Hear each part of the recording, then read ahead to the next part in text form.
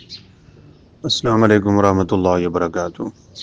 سوال ہے کہ شوہر کو اس کے نام سے بلانا کیسا ہے؟ اس بات میں کوئی شک نہیں ہے کہ بڑے کو اس کے نام سے بلانا یہ بے ادبی شمار ہوتا ہے۔ ہم اس کو گناہ تو نہیں کہہ سکتے، سیدھی بات ہے، لیکن حدیث میں چونکہ الفاظ ہیں من لم یعقر کبیرنا ولم یرحم صغیرنا فلیس منا، جو بڑوں کی عزت نہ کرے اور چھوٹوں سے پیار نہ کرے اس کا ہمارے ساتھ کوئی تعلق نہیں ہے۔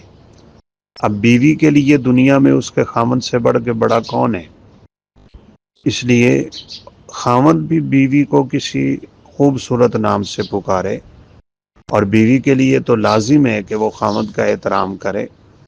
خود رسول اللہ صلی اللہ علیہ وسلم سیدہ عائشہ کو کبھی حمیرہ کہہ کے بلاتے، خوبصورت لقب دیتے، کبھی یا عائش کہتے، یعنی آخر سے تا کو حذف کر دیتے، اس کو تصغیر کہتے ہیں، یہ محبت کے لیے ہوتی ہے۔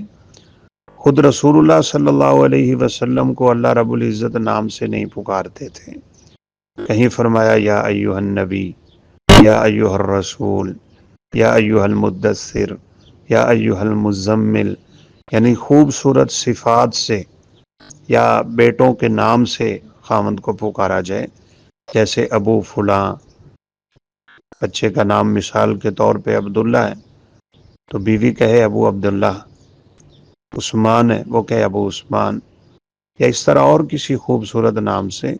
یہ واقعتاً بے ادبی ہے کہ اس کو اس کے نام سے پکارا جائے۔ اللہ عالم۔ السلام علیکم ورحمۃ اللہ وبرکاتہ۔